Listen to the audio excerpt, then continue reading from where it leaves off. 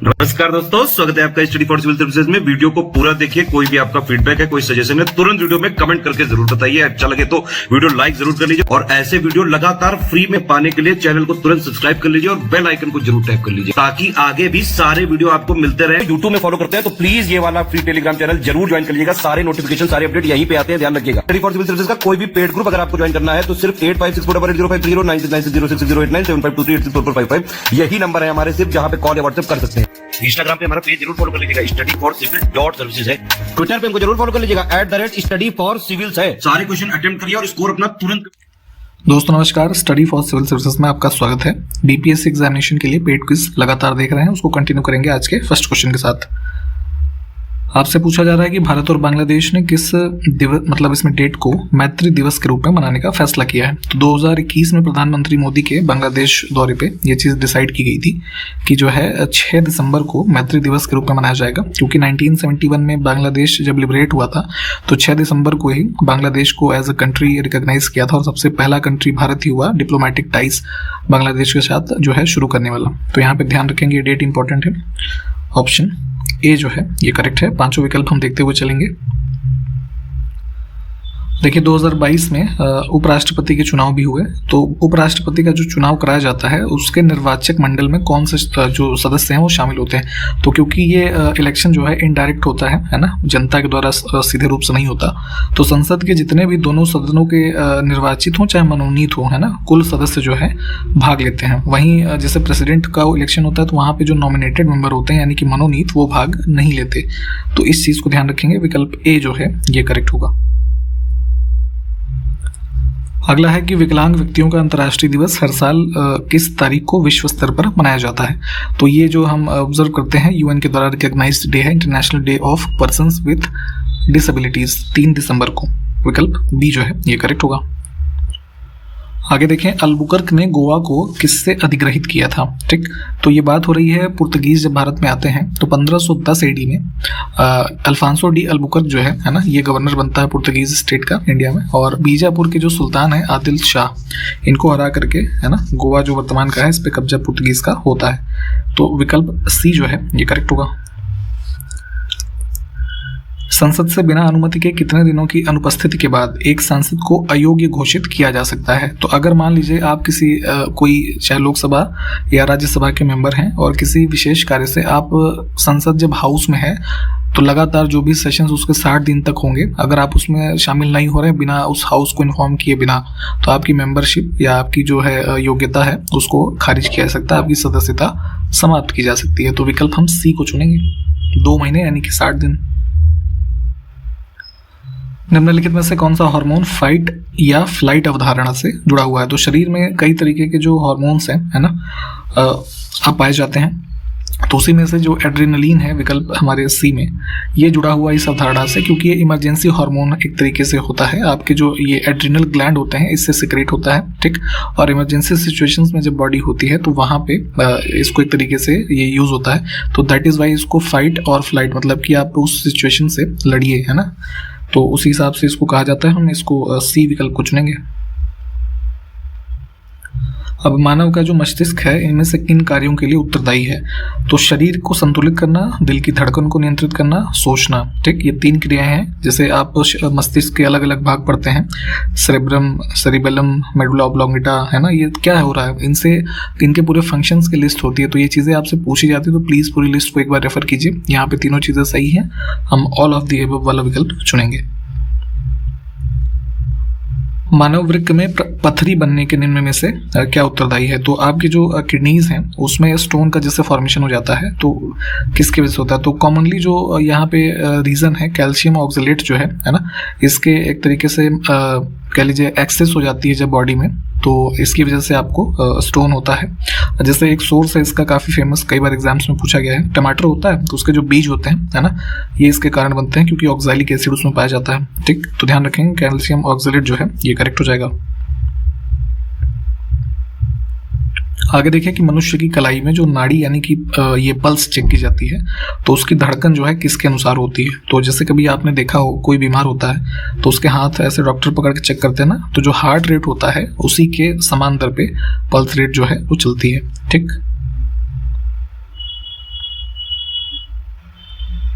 अगला है कि रासायनिक यौगिक कैल्सीफेरॉल जो है किसका सामान्य नाम है, मतलब सॉरी माफ कीजिएगा, रासायनिक नाम कैल्सीफेरॉल है, इसका सामान्य नाम आपसे पूछ रहे हैं, तो विटामिन डी के रूप में आप जानते हैं। ठीक, ये करेक्ट हो जाएगा। जितने भी विटामिन होते हैं उसके कुछ केमिकल नेम्स भी होते हैं, तो इसको भी जैसे पढ़ते चलिए। अगला है कि इसमें से कौन सा पोषक तत्व हड्डियों और दांतों के निर्माण और मजबूती के लिए आवश्यक नहीं है। तो देखिए, हड्डी तथा दांतों के निर्माण से संबंधित फ्लोरीन, फास्फोरस, कैल्शियम ये सब हो जाएंगे, आयोडीन नहीं होगा। आगे देखें कि हड्डियों का अध्ययन जो है विज्ञान की किस शाखा के अंतर्गत किया जाता है, ये पूछ रहे हैं। तो अलग अलग जो भी हमारे स्टडीज होती हैं, अलग अलग चीज़ें उससे संबंधित होती हैं, डिपार्टमेंट्स होते हैं। तो बोन से संबंधित होता है ऑस्टियोलॉजी। इसमें देखिए कौन सा जीवाश्म ईंधन का उदाहरण है। ठीक, तो देखिए फॉसिल फ्यूल या जीवाश्म ईंधन क्या होते हैं, आपके नेचुरल प्रोसेस में, है ना, इनका निर्माण होता है हीट और प्रेशर की कंडीशन में। ठीक, अब इसमें देखेंगे इसके एग्जांपल्स की अगर हम बात करें तो जैसे सबसे ज़्यादा पॉपुलर है कोल, ठीक, या फिर पेट्रोलियम कह लीजिए, नेचुरल गैस कह लीजिए। तो यहाँ पे हमको नेचुरल गैस मिल रहा है। ठीक, तो ये जो है सबसे ज़्यादा कार्बन के कंटेंट जो है इसमें ही होते हैं, और ये नॉन रिन्यूएबल एनर्जी के सोर्सेज हैं, क्योंकि इसको आपको ऊर्जा लेनी है तो इसको जलाना पड़ेगा। ठीक, तो ये सब इसके फीचर्स हैं। तो यहाँ दिए हुए विकल्पों में डी जो है ये करेक्ट है। पेट्रोल की गुणवत्ता जो है किसके द्वारा व्यक्त की जाती है। तो काफ़ी जो है फेवरेट क्वेश्चन होता है इस प्रकार का आपके आयोग के द्वारा पूछे जाने वाला। तो ये होता है ऑक्टेन नंबर। ठीक, ये आपको दर्शाता है कि क्वालिटी पेट्रोल की कैसी है। ठीक, इसमें जैसे ये होता है ना कि जितना ज़्यादा ऑक्टेन संख्या होती है फ्यूल को उतना बेटर माना जाता है। सीटीएन संख्या से जो है आप डीजल के बारे में गुणवत्ता नापते हैं, इसको भी ध्यान रखिए। किस अधिनियम ने ईस्ट इंडिया कंपनी के व्यापारिक एकाधिकार को समाप्त कर दिया। तो ईस्ट इंडिया कंपनी ऐसी थी जिसको यहाँ पे ब्रिटेन के द्वारा यहाँ पे इंडिया के रीजन में ट्रेड करने का अधिकार प्राप्त था, लेकिन 1813 का जो एक्ट बना, चार्टर एक्ट, उसके द्वारा यहाँ पे अन्य कंपनियों को भी अलाउ किया गया, परंतु पूरी तरीके से जो व्यापारिक एकाधिकार था इसका ईस्ट इंडिया कंपनी का, जैसे चाय और चाइना के साथ ट्रेड बचा हुआ था, वो 1833 में जाकर के समाप्त होता है। तो यहाँ पे ये वाला करेक्ट होगा, डी वाला। आगे देखिए, निम्नलिखित में से किस कोशिका अंग में पायरुविक एसिड यानी पायरुविक अम्ल जो है टूट करके कार्बन डाइऑक्साइड, जल तथा ऊर्जा में परिवर्तित होता है। तो मनुष्य के शरीर के भीतर देखेंगे तो यहाँ पे ये कार्य होता है माइटोकॉन्ड्रिया का। ठीक, थोड़ा इसको डिटेल में भी चाहे तो देख लीजिए। साइंटिफिक डेवलपमेंट में ये बड़ा इंपॉर्टेंट क्वेश्चन है कि एडवर्ड जेनर ने निम्नलिखित में से किस बीमारी के लिए टीके की खोज की थी। तो आज जैसे आप कोविड-19 की जो बीमारी आई तो वैक्सीन लगवाते हैं, तो क्यों लगवाते हैं, वायरल डिजीज जितनी भी हैं उससे पहले ही प्रिवेंशन के लिए वैक्सीन जो है लगवाई जाती है। तो 1796 में एडवर्ड जेनर जो है ना, इन्होंने चेचक यानी कि जो स्मॉल पॉक्स होता है ऐसे बॉडी पे, जैसे इसको छोटी माता कई जगह उत्तर प्रदेश बिहार के रीजन में कहा जाता है, काफ़ी घातक बीमारी होती है ना। तो इसके लिए सबसे प्रथम बार विश्व में कोई टीका जो खोजा गया वो स्मॉल पॉक्स के लिए खोजा गया। तो यहाँ पे वर्ष, नाम और बीमारी जो है इसको ध्यान से याद रखिए। डी विकल्प को चुनेंगे। निम्नलिखित में से कौन सा आदिवासी आंदोलन सबसे पहले हुआ था। तो जितने भी आप ट्राइबल मूवमेंट्स देखते हैं सबसे अर्लीस्ट तो जो है चुआर अपराइजिंग है। ठीक, 1768 के आसपास ये मिदनापुर में जो रीजन है यहाँ पे जगन्नाथ सिंह का नाम जो है इसके संबंध में लिया जाता है। ठीक, तो इसको चुनेंगे हम। बाकी तो जैसे काफ़ी बात करें, भील रिवोल्ट की बात करें तो जैसे 1822 के आसपास आप पढ़ते हैं। फिर जैसे संथाल है 55 के आसपास, खासी जो है 1829। तो ये सब 1800 के टाइम पीरियड में, इनके जो एग्जैक्ट टाइम पीरियड क्या है, आपके जो लीडर हैं, ये सब चीज़ें जो है आपको पता होनी चाहिए इंडियन रेफरेंस में, और स्पेशली आपके बिहार के सिलेबस में भी चीज़ें मेंशन की गई हैं, तो वहाँ के वजह से ये चीज़ें पूछी जानी स्वाभाविक है। अगला है कि संविधान के भाग 9 जो है पंचायत वाला है ना, 9 में पंचायत है, आर्टिकल 243 से 243 ओ के मध्य। ठीक, तो इसके अनुसार अनिवार्य प्रावधान इसका क्या नहीं है। तो यहाँ पे देखिए 4 ऑप्शन तो आपको दिख ही रही हैं, 5वां देख लीजिए जो नन ऑफ द अबव है। तो अनिवार्य ये नहीं है कि पंचायतों का चुनाव लड़ने के लिए विलेज लेवल पे न्यूनतम आयु जो है वो 25 वर्ष नहीं है, वो 21 वर्ष है ना। बाकी के विकल्प जो है ये ठीक है, तो हम इसमें इसको चुनेंगे।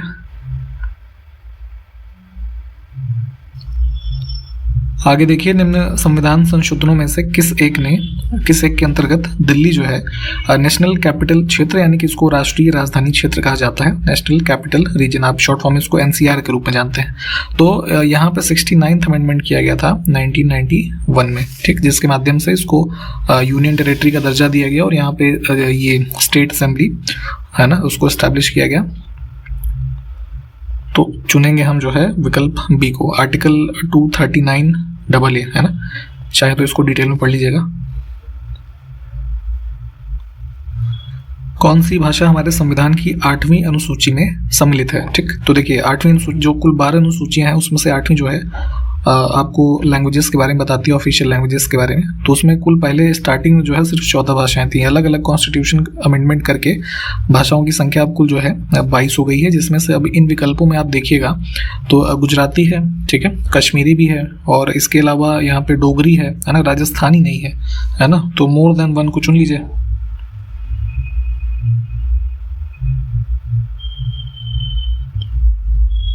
आगे देखें, टोक्यो ओलंपिक में भारत ने हॉकी के गेम में कितने साल बाद कांस्य पदक जीता? तो टोक्यो ओलंपिक्स 2020 के जो 2021 में आयोजित हुए थे उसमें भारतीय टीम ने ब्रॉन्ज मेडल जीता था, आपको याद होगा। तो यहाँ पे भारतीय टीम कुल 41 सालों के बाद जो है कांस्य पदक जीती थी। आपको ये इन्होंने हराया था भारतीय टीम ने जर्मनी को, ठीक। तो आप हमें ये बताएं कि इससे पहले भारतीय हॉकी टीम ने कब मेडल जीता, ठीक, जरा कमेंट करके बताइए। आगे देखिए, राष्ट्रीय जल विकास एजेंसी की स्थापना कब की गई? National water development agency. तो उस समय ये स्थापित की गई थी 1982 में। उस समय जो आपका मिनिस्ट्री ऑफ ये था ना इरिगेशन, उसके अंतर्गत जो भी वाटर के सोर्सेज थे है ना, उसमें सर्वे, इन्वेस्टिगेशन, स्टडीज करने के लिए इसकी स्थापना की गई। विकल्प ए को चुनेंगे। आगे देखें, राष्ट्रीय टीकाकरण दिवस जो है किस दिन मनाते हैं?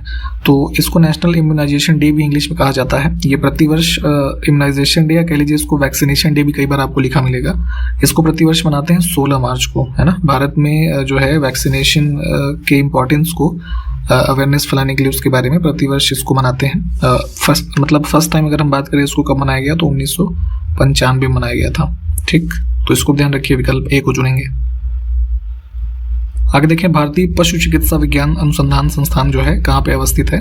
तो Indian council of agriculture research जो है ना, इसके अंतर्गत ये संस्था कार्य करती है और इसकी स्थापना की गई थी बरेली जो है उत्तर प्रदेश में, है ना। इसके यहाँ पे जगह है इज्जत नगर, यहाँ पे है।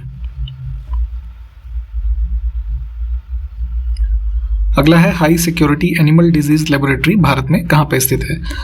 तो ये भी जो है ICAR के अंतर्गत ही एक स्वायत्त संस्थान है। इसकी स्थापना जो है भोपाल में की गई है।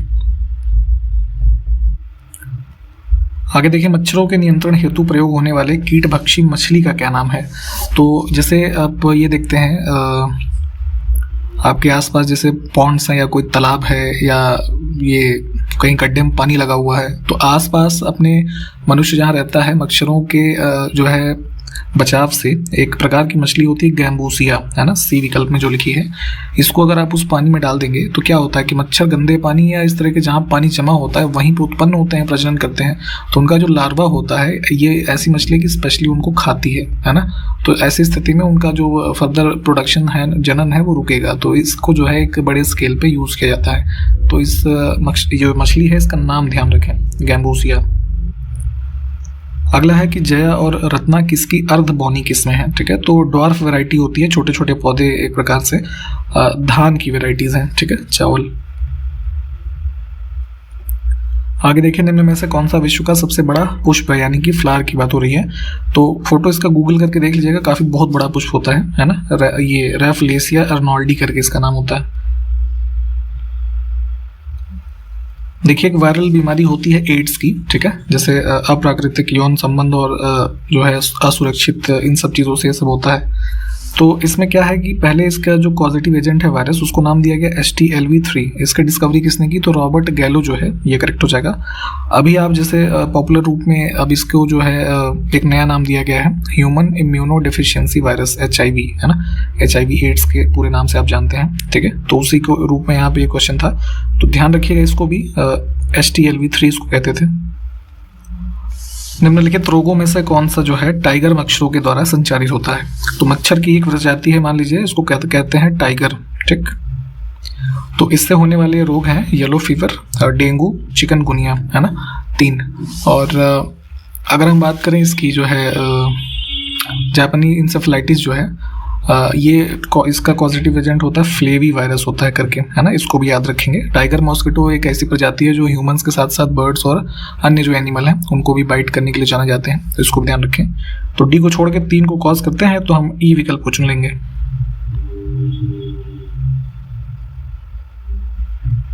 अब इसमें कुछ हार्मोन्स के नाम लिखे हैं, कौन सा प्लांट यानी कि पादप हार्मोन है। तो ह्यूमन हार्मोन्स क्या होते हैं, इंसुलिन, थायरॉक्सिन, एस्ट्रोजन, है ना, साइटोकाइनिन जो है ये नहीं होगा, ये प्लांट वाला हो जाएगा। देखिए जो ओलंपिक के गेम्स होते हैं 4 साल पे आयोजित किए जाते हैं, उसमें भारत की टीम ने, मतलब भारत एज अ नेशन ने कितने कुल मेडल जीते हैं अब तक। तो वर्ष 1900 से अगर हम देखें 2021 का जो ये टोक्यो ओलंपिक्स हुआ, तो कुल हमने अब तक में 35 पदक जीते हैं। ठीक, तो ये एज अ फैक्ट इसको याद रखिए। भारत ने सबसे पहले किस ओलंपिक में भाग लिया था, तो हमने देखा अभी कि वर्ष 1900 में ओलंपिक गेम्स जो हुए पेरिस में हुए थे, तो यहाँ पे नॉर्मन पिचर्ड जो थे, एंग्लो इंडियन कह लीजिए, ये शामिल हुए थे इस गेम्स में। तो यहाँ पे विकल्प हम बी जो है इसको चुनेंगे। स्वतंत्रता से पूर्व भारत का पहला व्यक्तिगत पदक किसने जीता था, तो अभी हमने देखा नॉर्मन पिचर्ड जो है ना, इन्होंने जीता था जो है 1900 के जो पेरिस ओलंपिक्स हुए, है ना, उसमें सिल्वर मेडल जीते थे एथलेटिक्स में। ठीक, ये सब नाम है, एज अ फैक्ट याद करते चलिए। अगला है कि भारतीय हॉकी टीम ने अपना पहला गोल्ड मेडल जो है वो किस ओलंपिक में जीता था। तो यहाँ पे अब ये भी प्री इंडिपेंडेंस की बात है, 1928 में एम्स्टरडैम में ओलंपिक्स हुए थे, है ना, उसमें जीता था भारतीय हॉकी टीम जो है पहला गोल्ड मेडल। अब है कि भारतीय पुरुष हॉकी टीम ने ओलंपिक में कुल कितने मेडल जीते हैं। तो इसमें गोल्ड, सिल्वर और ब्रॉन्ज जितने भी हैं सब मिला करके अभी 2020 तक में हमने कुल जो है 12 पदक जीते हैं हॉकी के गेम में। ठीक, अब है कि ओलंपिक पुरुष हॉकी फाइनल में किसी व्यक्ति के द्वारा सर्वाधिक गोल करने का रिकॉर्ड जो है किस देश के खिलाड़ी के नाम है। तो ये मतलब कह लीजिए रिकॉर्ड भी इंडिया के ही नाम ही है। 1952 के ओलंपिक गेम्स हुए थे, उसमें यहाँ पे फाइनल में बलबीर सिंह जो थे उन्होंने 5 गोल किए थे, ठीक है, फाइनल में। तो ये नाम ध्यान रखें।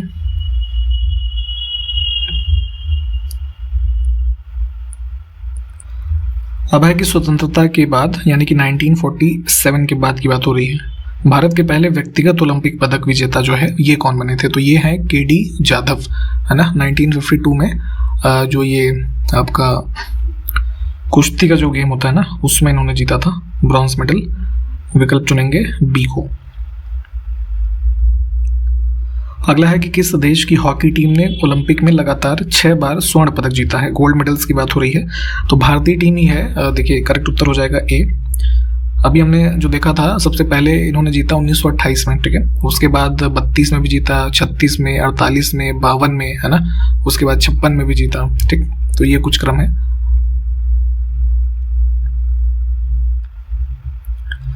अब ये हॉकी की टीम जो है ओलंपिक में इन्होंने अपना अंतिम गोल्ड मेडल जो है वो कब जीता।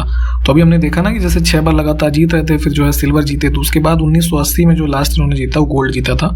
ठीक, यहाँ पे करेक्ट हो जाएगा सी। उसी के बाद अभी हमने स्टार्टिंग में देखा था ना कि जब 41 ईयर्स के बाद इन्होंने जीते हैं अब जो है ना, उसके बाद मेडल। 7 ओलंपिक खेलों में भाग लेने वाले पहले भारतीय और एकमात्र टेनिस खिलाड़ी कौन है। ठीक, तो जो है काफी लंबा इनका कार्यकाल रहा। ये टेनिस के खिलाड़ी है लिएंडर पेस। विकल्प बी जो है। अब है कि ओलंपिक पदक जीतने वाली पहली भारतीय महिला जो है कौन है। तो वर्ष 2000 में कर्णम मल्लेश्वरी जो है सिडनी में ओलंपिक गेम्स हुए थे, इन्होंने मेडल जीता था जो है आपका ब्रॉन्ज। ठीक, इसको भी ध्यान रखिए, वेट लिफ्टिंग का जो है प्रतियोगिता में।